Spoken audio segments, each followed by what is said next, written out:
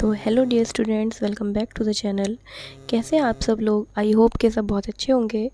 तो आज के इस वीडियो में हम बात करने वाले हैं नेशनल एजुकेशनल पॉलिसी 1968 की।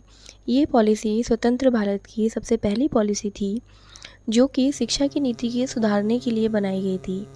इस पॉलिसी को बनाने से पहले भारत में कुछ आयोग गठित किए गए थे जो भारत की शिक्षा प्रणाली को सुधारने के लिए बनाए गए थे, जिसमें कि सबसे पहला आयोग था विश्वविद्यालय आयोग, जो कि यूनिवर्सिटी लेवल को एजुकेशन को सुधारने के लिए बनाया गया था। दूसरा आयोग था मुदालियर आयोग, जो कि माध्यमिक शिक्षा को सुधारने के लिए बनाया गया था।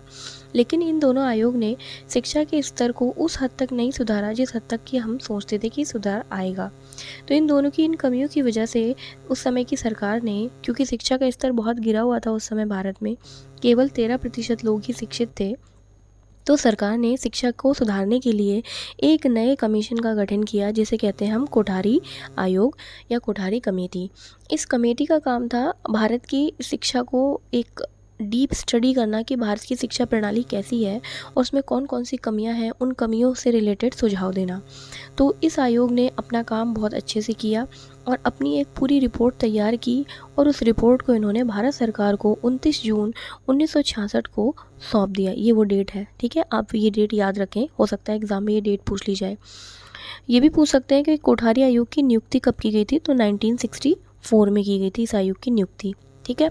तो इस रिपोर्ट में लगभग 9 माह लग गए थे इस रिपोर्ट को बनाने में, और संसद में 5 अप्रैल 1967 को ये रिपोर्ट जो थी प्रस्तुत की गई। और इसमें 3 मुख्य कार्य थे इसके: कोठारी आयोग के सुझावों को गंभीरता से विचार करना, राष्ट्रीय शिक्षा नीति का ड्राफ्ट तैयार करना और प्राथमिकता के आधार पर क्रियान्वयन की रूपरेखा तैयार करना। मतलब कुल मिला के इस रिपोर्ट ने जो जो बातें बताई हैं उन बातों को सबको ध्यान में रखकर एक नई कमेटी का गठन किया गया, और ये कमेटी इन सब चीज़ों को सोचकर समझकर एक नई नीति लागू करती है जिसका नाम पड़ा राष्ट्रीय शिक्षा नीति। ये नीति लागू की गई थी 24 जुलाई 1968 को, और ये स्वतंत्र भारत की सबसे पहली शिक्षा की नीति कहलाई गई। इसमें कुल 17 प्रोग्राम थे और 9 पेजेस का काफ़ी लंबा चौड़ा इन्होंने एक ब्यौरा प्रस्तुत किया था। इस 9 पेजेस के ब्यूरो में बहुत सारी बातें कही गई थी जिन्हें कि हम अब एक एक करके पढ़ने वाले हैं, ठीक है। तो अगर उससे पहले आप मेरे वीडियो को लाइक कर दें और चैनल को सब्सक्राइब ज़रूर कर दें, जिससे कि आपको ऐसे और भी बहुत सारे वीडियोस समय समय पर मिलते रहें। तो चलिए आइए हम इस नीति के बारे में एक बार ध्यान से पढ़ लेते हैं कि इसके कुछ इंपॉर्टेंट फीचर्स क्या क्या थे। तो सबसे पहला पॉइंट तो ये था कि इन्होंने शिक्षा को बहुत ज़्यादा महत्व दिया गया है। इन्होंने बोला कि राष्ट्र के विकास के लिए शिक्षा बहुत ज़रूरी है। अगर आप चाहते हैं कि आपके राष्ट्र का विकास हो, प्रत्येक व्यक्ति का विकास हो, तो उसके लिए उसको शिक्षित होना बहुत ज़रूरी है। और शिक्षित होने के लिए हमारे राज्य का भी एक फ़र्ज़ बनता है, एक योगदान बनता है कि हम अपने नागरिकों को शिक्षित करें। उसके लिए हमें केंद्र सरकार के बजट में 6% का व्यय भी दिया गया। मतलब 6% जो है था बजट का पैसा, वो हमारी शिक्षा पर खर्च होगा, ऐसा बोला गया। बट 6% खर्च हो नहीं पाया था, केवल 3% के आसपास ही खर्च हुआ था। दूसरा पॉइंट ये है कि इस नीति में बोला गया कि जो आपके जो बच्चे होते हैं ना, 14 वर्ष की आयु के बच्चे, उनको फ्री और कंपलसरी एजुकेशन दी जानी चाहिए। मतलब फ्री भी एजुकेशन होनी चाहिए और अनिवार्य भी होनी चाहिए। प्रत्येक बच्चा जो है वो शिक्षित होना चाहिए 14 वर्ष तक की आयु का। उसके अलावा एक शिक्षा नीति पूरी एक संरचना तैयार की गई थी पूरे देश में, जो कि थी 10+2+3 की नीति या स्ट्रक्चर, है ना। ये बहुत इंपॉर्टेंट है। ये पूछा जाता है कि 10+2+3 स्ट्रक्चर जो था वो सबसे पहले किस नीति से लागू हुआ था, तो वो हमारी इसी शिक्षा नीति 1968 में लागू किया गया था। इसमें जो शुरू का 10 है उसका मतलब है सामान्य शिक्षा, जो कि बचपन में बच्चा प्राप्त करता है। फिर 2 इयर्स एजुकेशन का मतलब है हायर सेकेंडरी एजुकेशन, और फिर 3 इयर्स का मतलब है एक डिग्री कोर्स, ठीक है।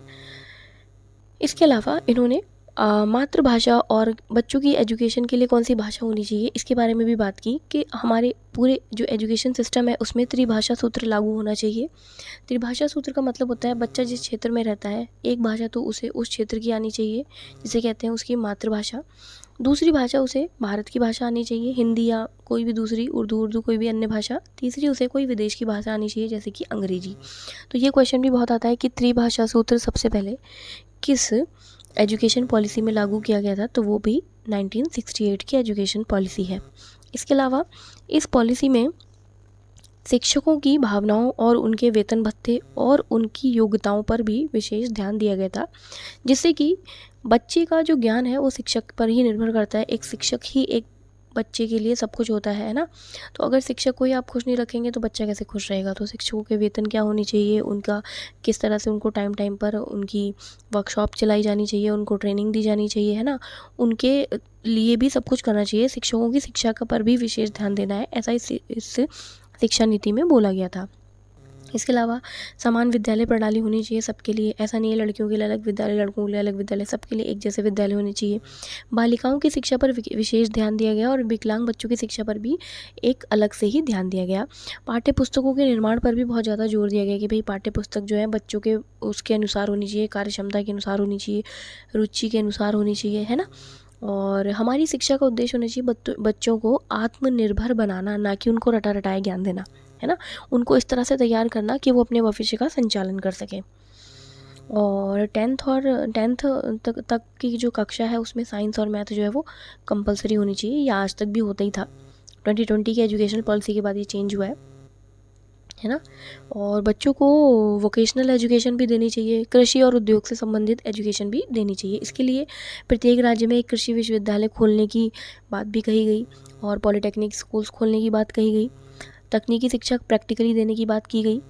टेक्स्ट बुक बनाने के लिए भी NCERT NCT जैसी नई संस्थाओं को बनाने की बात की गई, है ना। क्षेत्रीय भाषा में पुस्तकें होनी चाहिए, ये भी बात जो है इसी एजुकेशनल पॉलिसी में बोली गई।